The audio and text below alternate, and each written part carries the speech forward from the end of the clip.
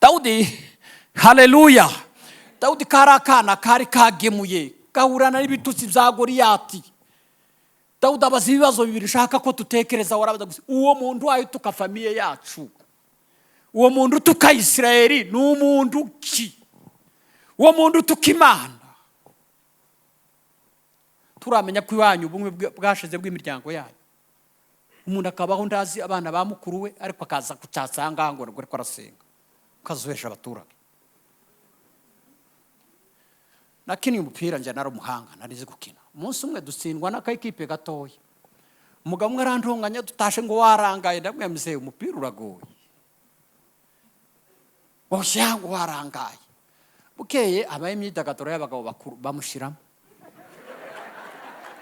Ndavuga namureba tu. Umupira waturukiriya bakagira gutya agacira mu ntoke.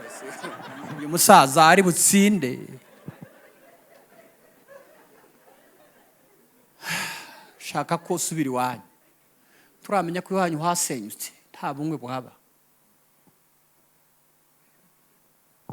Ahubwo ni gutusenga ngo Imana yubaka ubumwe, utagize usengera abana ba mukuru wawe, utasengera barumuna bawe. Ubwo bumwe urashaka ngo bugende. Bibiliya umunsi bafata Yesu munitabe, amen. Mwamenye umuntu wageze ku musaraba ni mwene nyina wabo Yohana. Abandi bose barahunze, Yohana aravuga toya turese n'iby'umwuka, kandi Yohana yaratarakira umwuka wera. Usomye amateka ya Yohana yanditse ubutumwa bwiza. Yohana yagiraga imiterere mibi ruti yacu. Yohana yakundaga guhora, Yohana yakundaga icyubahiro, ariko umunsi bafata Yesu Yohana yanze kuvirira agera neza igorigota kugeza igihe Yesu amusigira famiye. Yohana niwe Yesu yaraze umuryango. Tugera neza amahoro. Nshimire aposo na komite. Hari umugabo w'umunyabwenge wavuze ngo ese ngo nakaye gaciro waheze umukozi w'Imana, aravuga ngo ntako. Umwaye n'iyindi faranga n'amamodoka n'amazu n'iyenda n'abandi barabihabwa. Ariko yaravuze ngo agaciro ka mbere ngo nukumuheza mikrofone akavuga Imana. Umuhaye mikrofone akavuga Imana, ubu umuhaye agaciro. Cya kabiri ndamushimira. Nshimire na Pastor Bernard. Bernard ni inshuti yanje. Ndacamurushije ubushuti, ndamurusha. Ko nzi mu rugo iwiwe, nzi abana be, nzi madamu we. Azi madamu abana banje bamwe ntabazi. Ni uri mu ideni.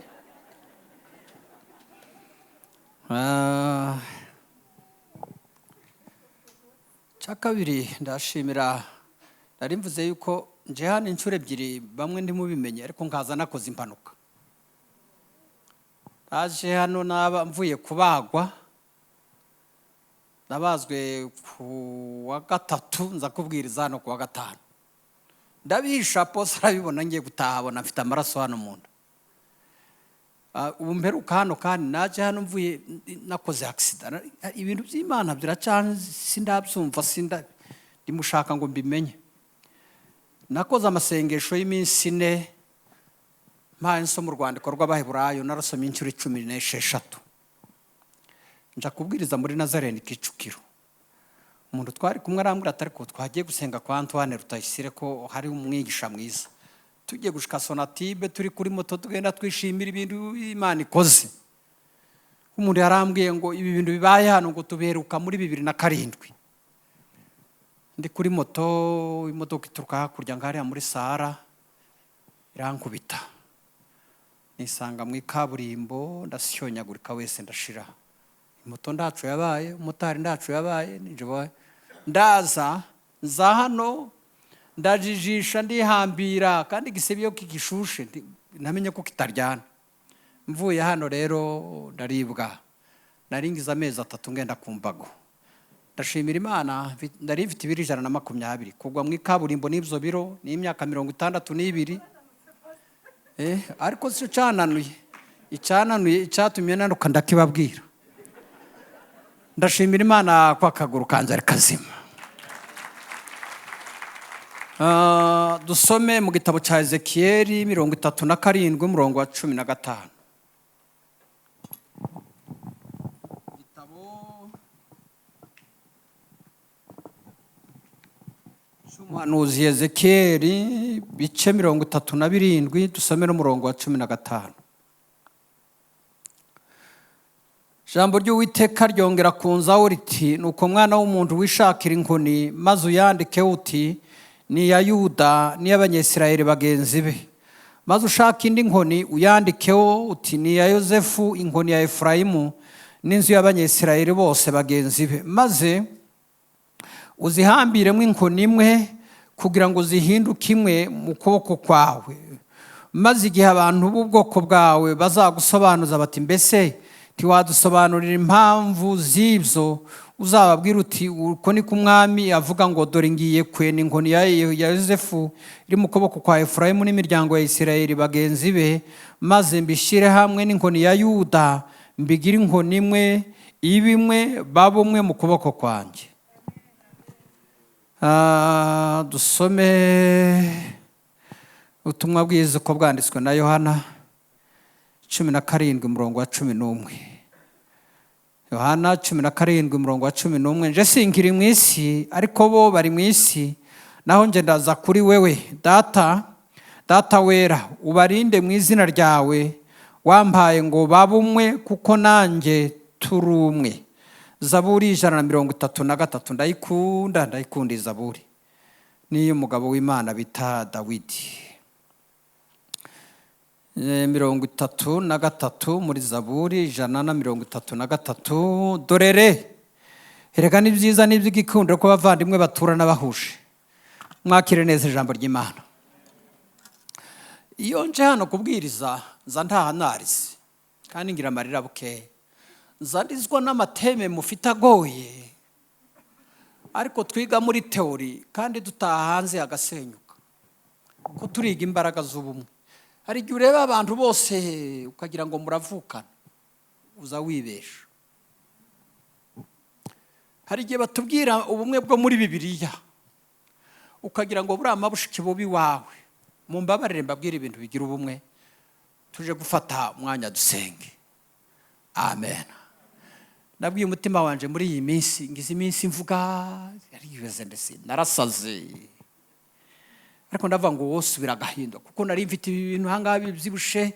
Ndabwa mwabinyamamwe muveho, ngiye kwiga gufukama kandi Imana yangiriye neza nufishe byashobotse. Haleluya. Nta kintu na kimwe uzakora nimba utagira imbaraga z'ubumwe, nimba udashaka ubumwe. Natangaye apostle, nasomye Bibiliya ngize iminsi kuva Bernard ampamagaye ndi mukurara nicaye. Nta hantu Yesu yavuze umuntu umwe.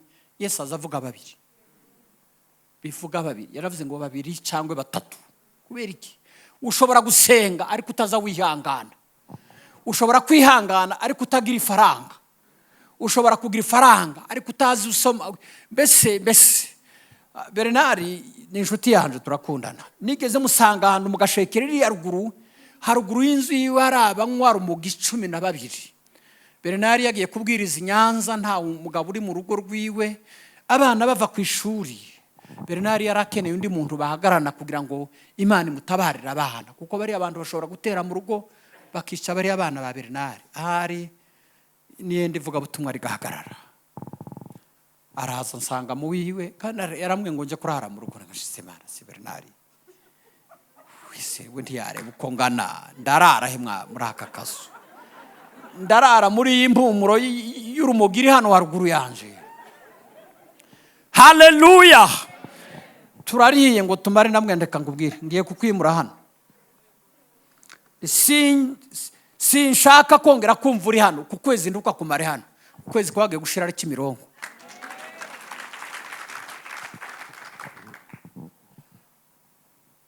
Mbabare mbabwire ibintu bibiri bigira imbaraga mbone kuvuga itondo dukeya. Abakini umupira, abantu bakira umupira abatawukunda mwihangane birabareba. Cyenda ukunda cyane nzandande umupira. Nubu Mungu wanje arampamagaye ati papa munsengere tugiye gukina dufite match. Imana yangiriye neza impeza abana bakina umupira. Ni 11 mwizamu habari nimero ya mbere. Imbere ye hari 5, kabiri abiri iburyo, hari haba 3, hari imbere haba 4, hari hagati hakaba 8, hari hakaba 6, iriya ko mwisho hakaba 11, iriya akaba 7, hariya akaba 10, hariya akaba 9. bariya abantu kugira ngo utsinde nubwo wabameye ruti ukeneye ubumwe bwabo.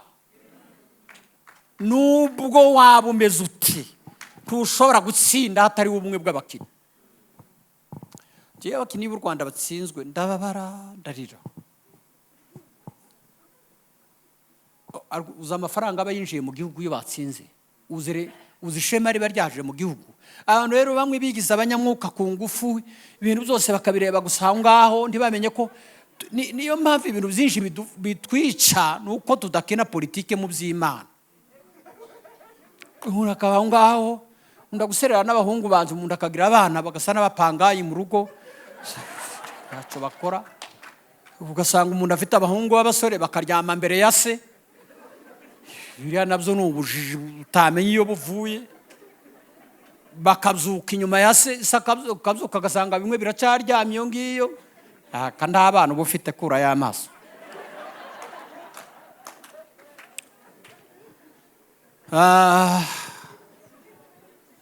Amen.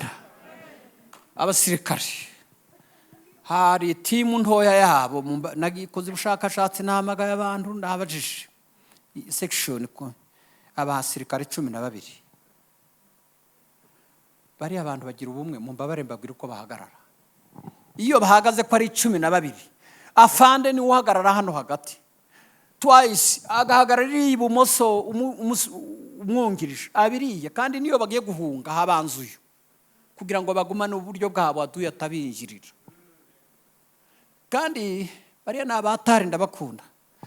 Ndambwira abandi y'abana ari nkiri muto yanogiye mu gisirikare, kuko na Bibiliya twita abasirikare zaraho abasivile bamwe. Iyo bahungana withdraw yabo bakubita batya kugira ngo ntashobora guhunga kuko yizeye nienda arahunga waba afatwe matekwa. Ariko abakristo umuntu ari mu gufatwa amateka tukishima. Umuntu yakora divorce tukarara tubivuga. Kandi hanari jeshi ndugu yetu jameni ni muvandimwe wakoze divorce. Ko aposi Imana igweze umugisha. Mumbabare Bibiliya nje arize ndongera ndiga, mfite amadiploma 5 ya theology. Ngize imyaka 17 nigisha institut biblique. Ariko numvishe ibyo bintu ugomba kubiparika, reka dushire muri theory. Ese ubumwe bwangaha kwa Apostle Minyoni nutaha ni wanyu burari kutahira muri ubumwe bwaba ngaba iwanyu bakaba hasenyutse. Daudi, haleluya. Daudi karakana kari kagemuye gahurana n'ibitutsi bya Goliyati. Daudi abaza ibibazo bibiri shaka ko tutekereza, warabaza gusa uwo muntu wayo tuka famiye yacu, uwo muntu tuka Isirayeli n'umuntu ki, uwo muntu tuka Imana. Turamenya ko iwanyu bumwe bwashize bw'imiryango yayo. Umuntu akabaho ndazi abana ba mukuru we, ariko akaza kucyasanga ngo ko arasenga kazuhesha abaturage.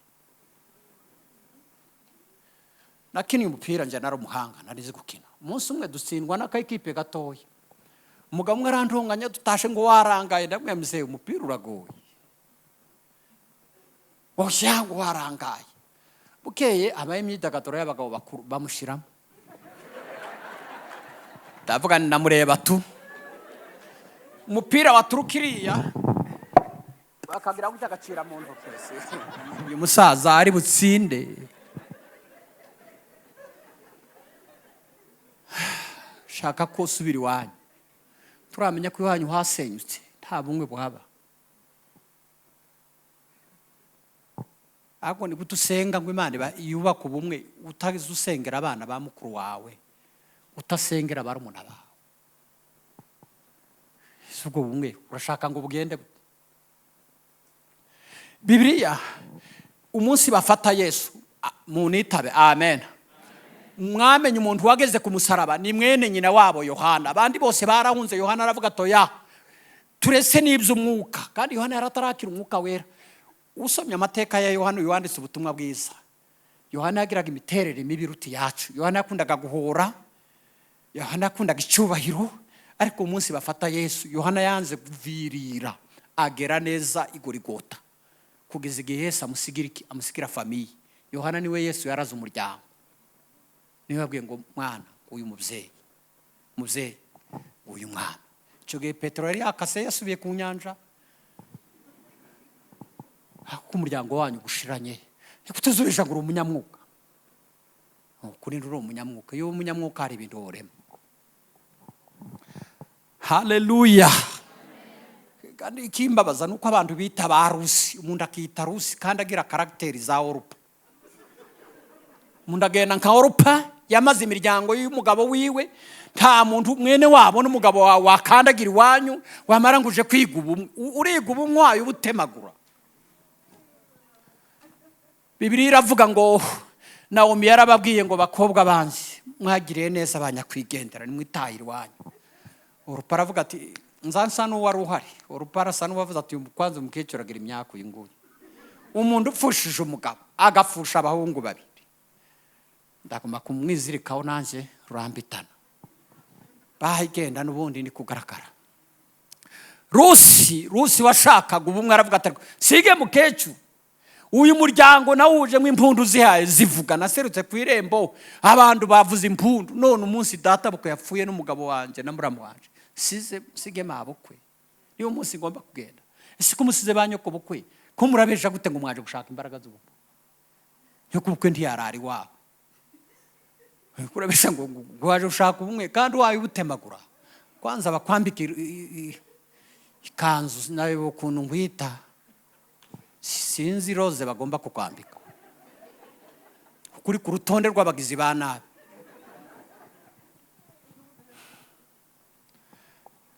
Amen. Hari igihe abantu birirwa bacatsa, Mana mpa imbaraga zo kugira gute? Imbaraga zo kugira gute? Imana Israel ndizi itanga imbaraga z'ubusa ndayizi. Sengera ikintu ubwira Imana ngo Mana ngiye gukora ikintu mu muryango wacu. Hari ikintu ushaka kurema, ndashaka imbaraga z'ubumwe, nkene imbaraga z'abasaza b'umugabo wanje. Basengera barare kwizo urebe ukuntu bihinduka. Z'umuntu umwafandanga umugore niwe uzubimbwira n'inshuti yanjye. Umugore ngo yaravuze ati Mana afanda zoza agenda kunywa iminsi yose, Mana ndi wambabarira nanjye ngo mperekeze gusenga basi. Akora amasengesho y'icumweru atarya atanywa. Icumweru cya kabiri ngo arava Mana muciye mu kabare, icumweru kirashira. Cya gatatu ndagushimira Mana ko tugiye gusenga na Afande.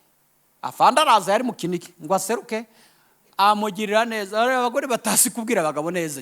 Njewe nzanja mwivuga butumwa ntuzi ngiyo ndina umperutse hano apose yambaye igitenge gihenze, ntukajane na ambaraje ushiriye umugore yohereze isangwe imara uburakari bw'iyo ngiyo n'imizi utarowa.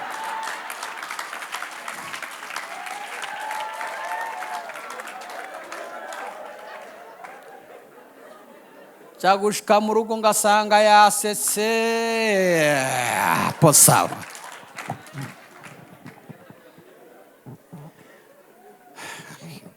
N'abagabo bafite ubushobozi muve hano bunyine mu kanya mutahe ndambaraje.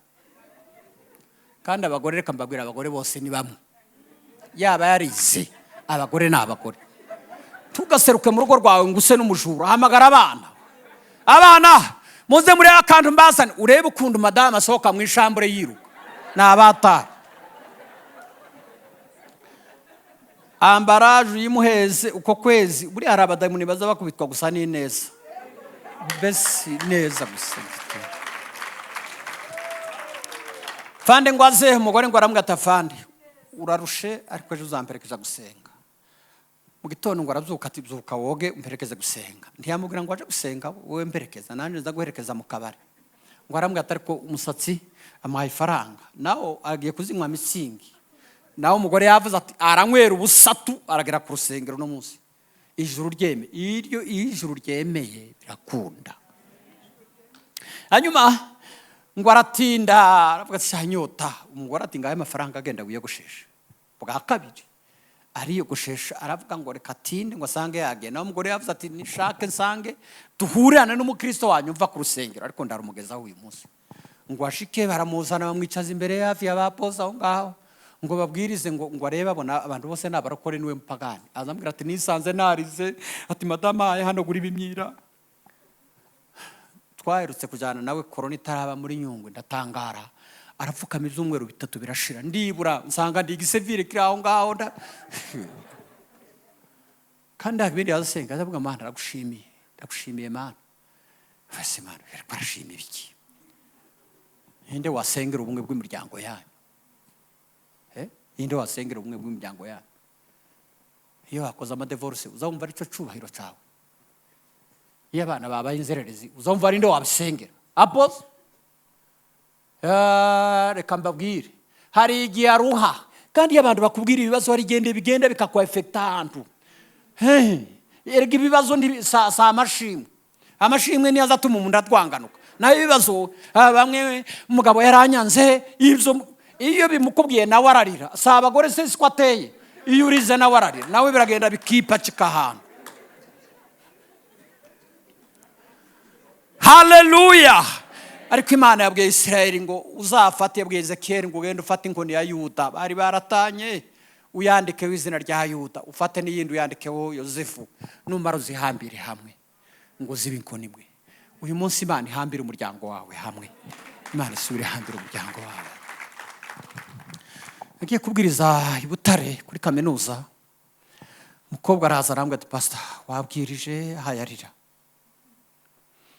Ariko ngiye kubwira ibintu bibiri. Cyambere, mfite imyaka 27 sindaja mu mihango n'umunsi n'umwe. Icyo kibazo uragikemura ute? Hari igihe umuntu akubwira ikibazo ugasanga nawe yaragushajije, uzi suragikemura gute? Ati cya kabiri, papa na mama baratanye, sintegereje kuzanezerwa imyaka yanje yose.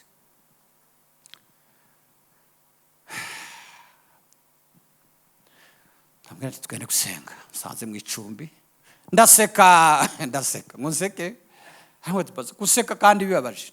Kare ugiye kurwara, ikibazo nuko mbaye mbona bya bikoresho byanyu ndabiranga. Naravuze mu izina rya Yesu arapasuka. Inzu yose yuzura amaraso, ndavuga Imana ishimwe ko kigikemuse. Nyuma y'amezi 3 nyina na se bariyunga. None ubu twahe tuvugana arabyaye umwana wa kabiri. Buriya hari igihe abantu ibintu bimwe bipfi wanyu kubera ko ndabumwe bubi wanyu. Abantu bagenda babatuka hanze, buriya mugore mubona buriya ngo buriya atanye n'umugabo. Icyo ni igisebo cyawe. Ariko Imana ishimwe ko hari amasengesho, hari Imana izihiyamburura ibintu bihambiriye ahantu. Hey, hallelujah. Imana Dawudi yaririmbye aravuga ngo dorere erega ni byiza n'iby'igikundiro ko bavandimwe bagira gute baturana bahuje. Amen. Mama wanze aracyari apfa azansurema mama arahari kandi urubyaro rw'13 yatuye Nyamatari ya mujye. Urubyaro rw'13 nibona ko mama kuze, ariko nta kintu cyiza nk'imbaraga z'ubumwe. Narutse kuja kumusura arambwira turambe ifaranga, abakecuru se bagira probleme muhe 2000 nibyo nari mfite.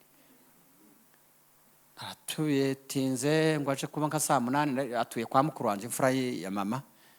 Ndatashe atese ufite tike ndaja kwishaka Nyabugogo. Atoya afasha ya 2000 namuhaye, azana kandi kanoti ka 5 kari kazirisa ahantu, azana n'amavuta muri umuna wanje yamuguriye akayafunda mu ikote se mama niki ati ngaya mavuta uje kwisiga ati ntiwaje mwivuga butumwa atabarangurira yandi. Iyo hagiye urugo rutaryo iyo rufite ubumwe.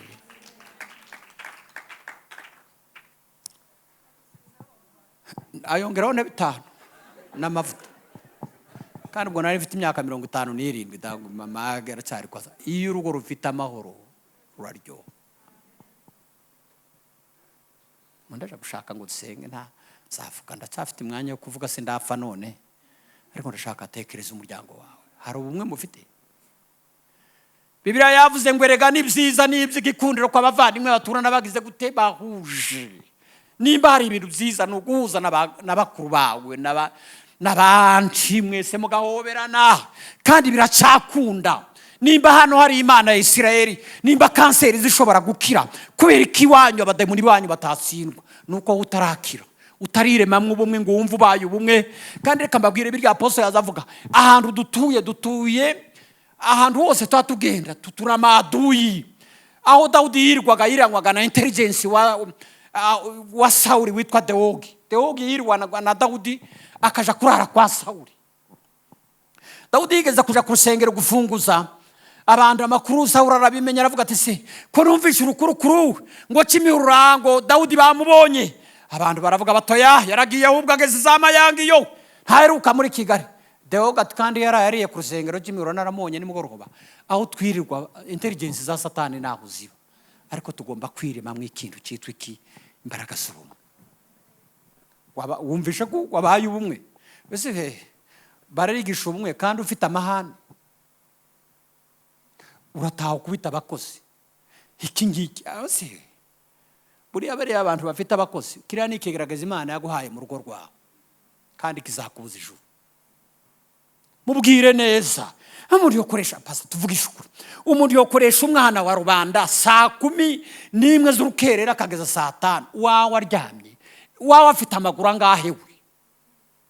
Yobu yaravuze muri 31 usomye umurongo wa 13 yaravuze ngo cyo ngo yamuremye ngo siyo yandemye yatubumbye yabumze uriya mwana uzi gukorera niyo yabumze n'uriya muhungu wawe witwa Kriza. Rero ngo ufite imbaraga z'ubumwe kandi umukoresha umugabo ahamagaza urukweto kandi abantu bafite abana bamwe b'imyaka ine bagifata amajosi we heza jameni wibesha abaturage ngo uri kurashaka imbaraga z'ubumwe kandi uri umuntu akwisindera hamwe ntiyababesha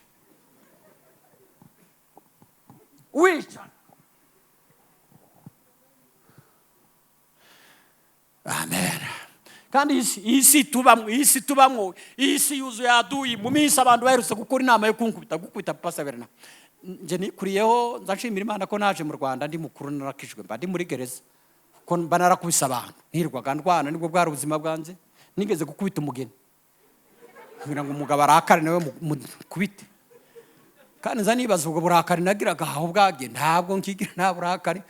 Nari mfite ishuri ryanje rya theology mfite abasponsa banje mu banyeshuri nigishije tumuheza ubwarimu ngo ngaruke oya ni ubumnyine oya narakijwe ibyo ngibyo simberuka. Hanyuma umwarimu twahaye akazi nije chef we nije boss we nije wamwembaga ngo nje kuva mu ivuga butumwa nsanga yakoze inama yo kunyirukana ngira ngo n'urwenya ta arambwa toya kuva none ndukiri directeur wahanga ni iri shuri ni ryaje kandi usubira kuza hariya nzakwereka undi. Aho nari mperutse kubwiriza hano mu bibaro umukobwa umwe arampanura arambwa ati mbonye ugira intambara tuzaceceke ndaza barampamagara bati turagushaka ku ishuri ngenda ngiye kwitaba ico ndazi cyo naho bagiye gukubita bari 8 baramfi abapasiteri 6 n'abakristo 2 batwagufata imyanzuro dahagarara basemara ndabaza ndetse none murumva umwanzuro ari ugukubita ngo yatwagufata imyanzuro. Imana rero ya Israel ntiyabura uburyo itabara. Hari saa 5 n'igice agashuri ka primaire abana basohotse bati muze muri abapasiteri ko bararwana barandekura bandakisa ariko abantu tubanye neza akire ngira rimwe nzaza kwigisha kwirengagiza n'aba bandi batugiriye. Amen. Niki wayumva cyasenya ubumwe bwawe n'itorero n'Imana batwigije numvisha amagambo menshi ubumwe bw'Imana uragira ubumwe n'Imana udafite ubumwe n'abantu icyo ni ikinyuranye. Banza ushaka ubumwe bw'imiryango kandi ku Mana birashoboka kuri Yesu ku masengesho biracyashoboka. Gusenga ni kompora rigenda rigasenyura biriya bihome byose byananiranye. Iyo zakujemo kumva waye neza amahoro wuzuye ubumwe haleluya umaze kwirema mu bumwe bw'Imana. Bene buriya bumwe bwabaye Enoki ngo yagendanye n'Imana arayerekeza Imana ibona ko adasigara bakomerezaho n'ubu ngubu baja mu ijuru. None urataha utongane mu gitondo uje kure mu bumwe. Hari umuntu wigeze kuvugana ntiyamenya ko mbaye mwumva turaturanye yaravuze ngo Imana ngo uyu n'umwana se ngo azambuza ijuru ndetse hari igihe wazujamwe se umuri se hari igihe ijuru wajamwe buriya kariya kazuza ukoreraho nukugira ngo uzabura ijuru urakare tukabana. Hano abantu bakitwa ba Dawudi basari cyo kiza kindera ubwo ngo ni Dawudi izina ngo nitwa David witwa David koko utagira ubumwe. Umunsi ngo yicara ku ntebe abaye umwami wa Isirayeli yabajije ikibazo aravuga ngo se nta mwana wasigaye kwa Yonatani ngo tuzamugirire neza.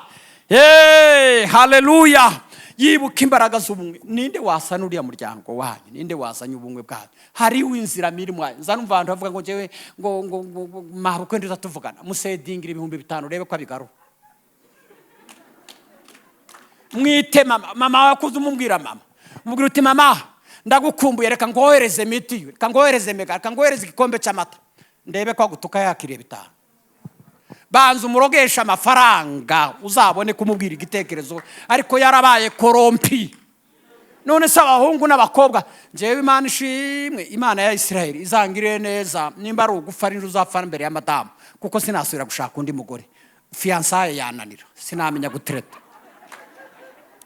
Kariya gakobzo k'abahungu n'abakobwa birirwamwo buri saha, alo wari iki nabivamwe isibyo ngibyo, reka sirabe. Kare.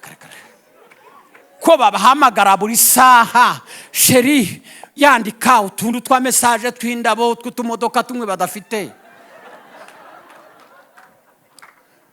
Uyu ni umunsi yo gutereta duyi, uriya mwanzi wawe, uyu ni umunsi yo kumutereta.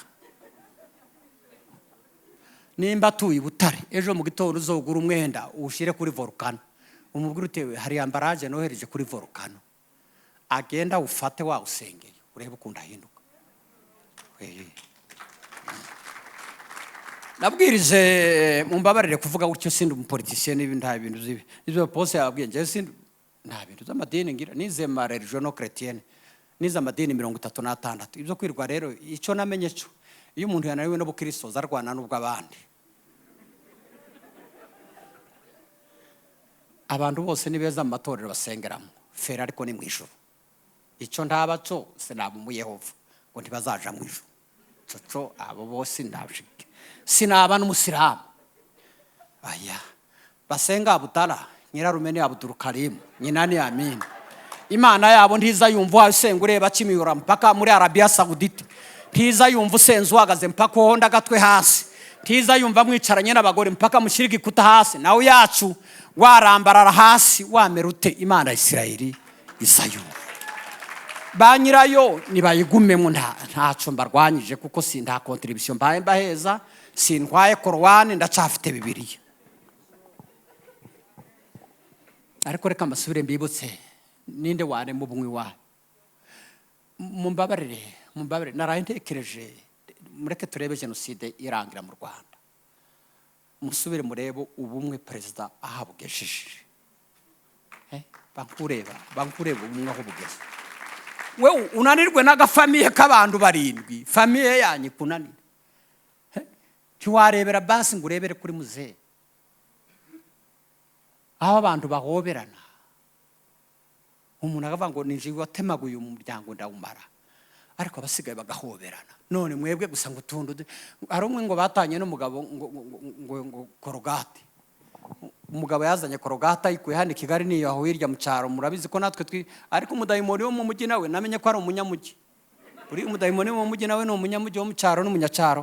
Umugore ngo akanda korogate hagati, unatera kugabanyije ubuswa niki, undataho nganda hose si korogate. Baratongana bakora divorce korogate. Ariko buriya haba hari ibintu by'ibirarane biri aho ngaho bibisaho ngaho. Nimba kuva Kagitumba kugeza mu Bugarama, kuva Rubavu kageza mu Bugesera, Abanyarwanda bashobora kugira ubumwe bagahoberana, abicanye bagahoberana. Uyu ngo ndiwoberana. Hanyuma kwaza kucyasanga ensengera kwa Pose Minyoni, kandi Minyoni azasana refre. Nuwananiranye akavuga kwa Minyoni. Mbese ndibumva kuba kwa Minyoni se tumenye ngo iwanyu mufite amahoro.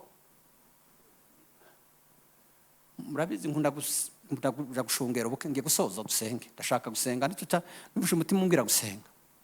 Nkunda guserera n'abakobwa ba fille d'honneur bari bambarira abageni, ariko bagume bambare nta mahoro nta kibazo, kuko nta mugeni utambariwe.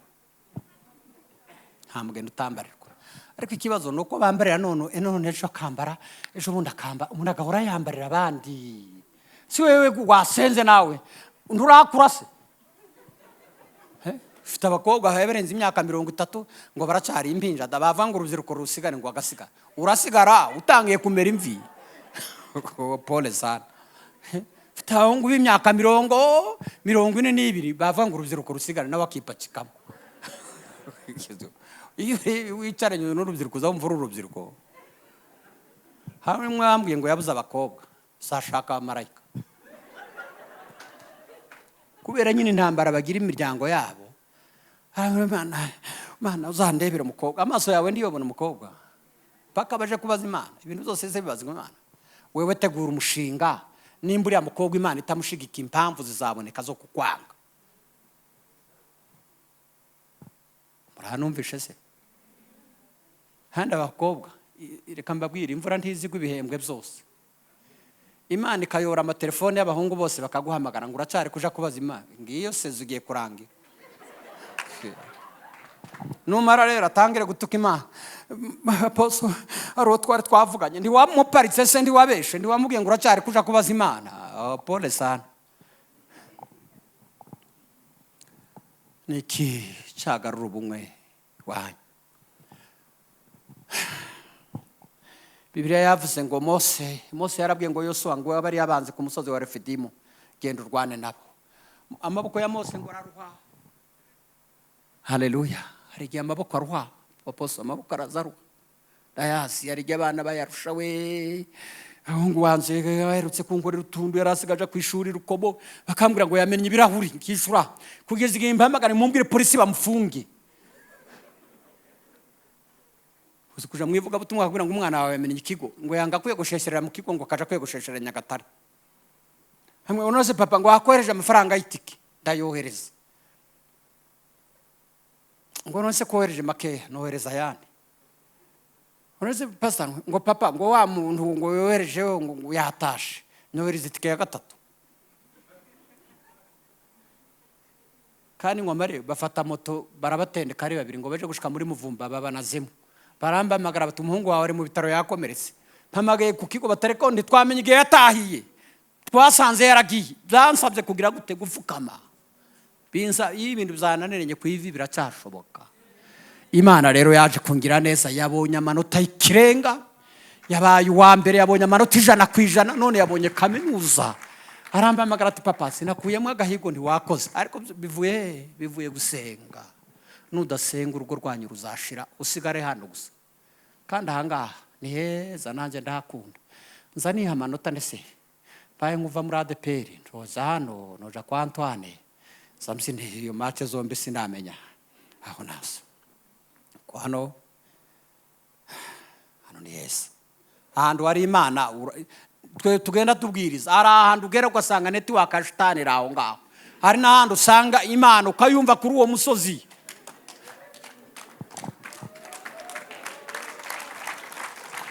Pastor Bernard ramuzi narutse kujana groupe handi ikirehe kubwiriza bari mu mukobwa uzubwiriza ngo ni umwana Yvonne azabwira Imana ukumva isezi mirashize. Umuhungu wari uhaje kubwiriza ndunguse wakimisagara ngo haguruke kubwiriza hagaza ati arasinzira kaza yabwirije doya dukangura mbese kuyimbi asinzira. Kandi Yvonne aremeze kuvuga ndi Yvonne agiye kubwiriza ngo ndebe Yvonne ukunda sinzira navuga ndo dusenge navuga ngo mu izina rya Yesu mu rusengero hatibuka ibirozi 52 Yvonne abana kubwiriza. Ariko harahandi useruka ukumva network yose y'ikirere nubwo araka kabara kumva kabari umwuka kabari nda uhari hari umwuka udomenye w'irama wo kwa Samuel w'imbaraga z'ubumwe.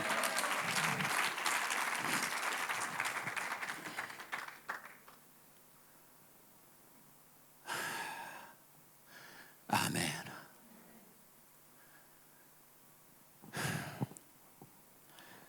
Mungu wanje ukina umupira shubundi yankoreye agasha pastor yayiwe yangiriye neza yaraherutse kumpamagara ati papa ndumva zambaraga zo gusenga zawe zamfasha kandi Imana ishime ko yafashwa akiri mutoya ati none kugira ngo tubigendemo neza ndashaka biyo Bibiliya yawe yungize ukoresha iyi ni shasha mvuye kwigura ubunye ndi nari mfite yavuze ati iyi niyo nshaka kandi umbabarire umpe barumuna banje nkwere ku buryo mbametiriza ngiye kubajana mu bitaramo muri Kigali mpaka bose bazafatwa n'uwo mwuka wawe. Ishari kindaje kwijoro rero kirarangiye ngiye kwibwiririza ariko mwibuke Bernard munguyi Bernard turi kumwe inshuti yanje ibintu byose iyo byanze. Bernard aherutse kunkoresha mu biterane bitatu, kimwe mu gashekero, kindi hirya hangaha hafi aha, ngo dusenge tubona umukobwa avuye Gisagara ngo ariko aragenda ashaka wakizwa. Iyo abantu basenze mu mbaraga z'ubumwe, Imana izarabanyabyaha bakakizwa. Ushobora kubateranye natwe kuko ndashaka ko dusenga. Kandi mureke mbabwire, uwumva adashaka ari abantu bapfukama, ko tugiye gupfukama. Nawe pfukama, keretse ufite ikibazo. Hari n'abandi bapfukama ntibavuge ntibagukingura utahe. Nimba yubuka iwanyu. Ejo bundi narabirukanye da. Kubera gupfukama, kubera ko wanga gupfukama. Ubundi nimuzoza muza gusenga, muze mwitegura mugomba kuzana imyenda isa n'iya siporo. Ko no kuja kurwana ndabwo ari uguteta, gusenga. Hari ibintu bine Dawudi ngo yagaza ko yasenga, ngo yasengaga kumva Imana itavuze, ngo yagaza abwira igitanda ciwe ati wagitanda no munsi sinkuraraho ndarara hasi. Ngo akabwira ati mwibeshe numva igikoni hari umuntu watese. Ntimugishaganye igikoni. Icya gatatu, sinshaka kumva umuziki w'ubwami. Ngo akabwira amaso ngo amaso ndakanura ngeze mu gitondo. Imana ngo yabone ukuntu yicishe bugufi yanze kurya. Imana ngo ikamubwira ngo imbabazi zanje ntizizakuvaho. Niki cyahindura umuryango wanyu ukabaheza ubumwe. Bose Imana ibaheze umugisha. Imana ishime kuri ubumwe burahaba. Bernard tatujana handi. Twari udutorero tumwe ugasanga nanje nigeze kurara ahantu umugabo arasenga. Asenga filozofi ndayumva arava ngo Mana ngo urugo ntirwakunanira. Buri asengeye umugore.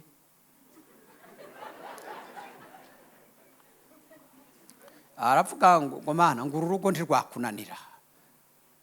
Mana ngo urugo Mana ngo urugezemwe Mana ngo ibintu byose byatungana. Arasoza umugore nawe arasenga. Arava ngo Mana ngo urugo naraguhaye. Mbese umwe ariko arasengera wabo ko barakubitana amashoka. Nanirwa gusenga ngo barangize ni mumbare mwasenze mwembi mufite intambara. Umugabo arambwira aterega iyo ataba wewe umwe yari burare hanze iri joro.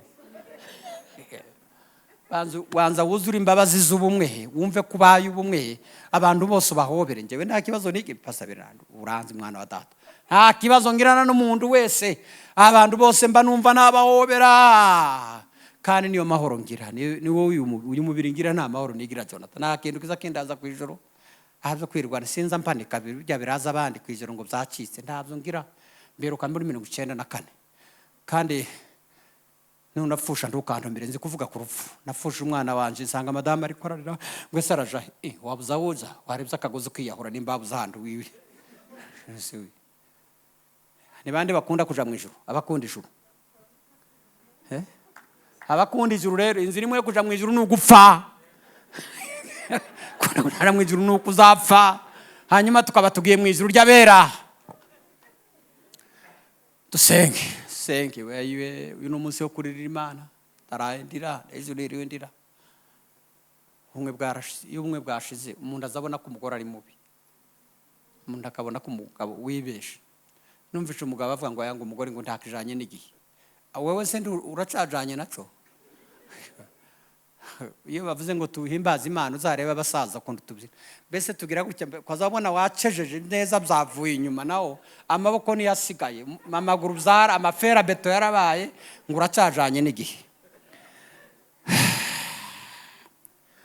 Ushobora kubateranya natwe waraguye urahari tugusengere cyangwa umupagano udakishijwe ko tugiye gusengera ubumwe bw'imiryango. Tuzabona kuvuga no bw'itorero. Urahari maraye materaniro waraguye.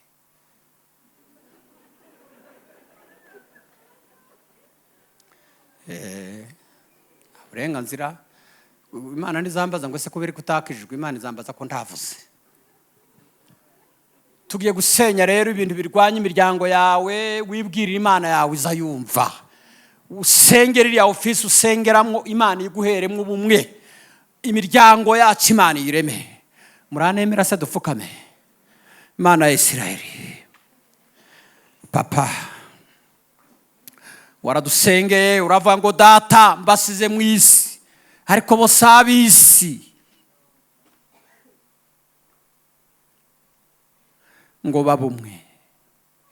Intumwa ngo zari hamwe walikuwa pamoja kwa nia moja bari bafite ibitekerezo bimwe, bavugaga kimwe, barareberanaga ngo bagasangira ibyabo. Satani yasenye imiryango yacu. Satani yasenye abagore bacu, senya abagabo bacu, senya abakobwa bacu, senya abahungu bacu. Oh, Uwiteka we, ninde warema ubumwe mu miryango? Ninde wazana ubumwe mu miryango? Ninde wazana ubumwe mu miryango? Ninde wamara uyu mwindyane ko tugwije abastana benshi? Ingo ziri mu manegeka ziraruta ziri mu mahoro. Ayiwe data we, uri igihozo cyacu, uri igisubizo cyacu. C'est toi notre sauveur, c'est toi notre Dieu. Wewe ni Bwana wa mabwana, uri igihozo cyacu. Iyo bwije nduzi utekerezaho urara, iyo bukeye nduzi utekerezaho wirirwa. Abantu ntibabaye benshi ngo ubahe randevu yo kuzagaruka. Ngwino Mana, ngwino usanga abakobwa baje hano muri iri teraniro, ubagirire neza. Nibaseruka iwabo basange amahoro y'ababyeyi, ugirire neza ababyeyi. Nibaseruka amarembo, ndakubita ziriya mbaraga zibarwanya, ndirukana ibitero byose byasa.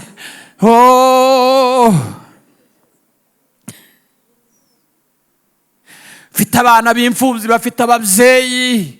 Satani yagize ifuhe ry'imiryango, idusenyera imiryango. Uwiteka we, Uwiteka we, uri amahoro yacu. Uja kuja mu ijuru wasuvuze ngo amahoro yanje ndayabahaye. Amahoro yawe ari hano Kimihurura, amahoro ari mu mago y'aba babyeyi, amahoro ari muri aya mago y'aba bagabo. Ndasenze Mana, dukeneye, tuna nguvu, tuna haki ya umoja, dukeneye imbaraga z'ubumwe Mana. Twongere duhoberane, duhoberane n'abana, duhoberane n'abagabo bacu, duhoberane n'abagore bacu. Ninaziharibu nguvu za giza, ninazipiga nguvu za shetani, nazikemea nguvu za ibilisi. Shindwa katika jina la Yesu aliye Bwana wa kanisa.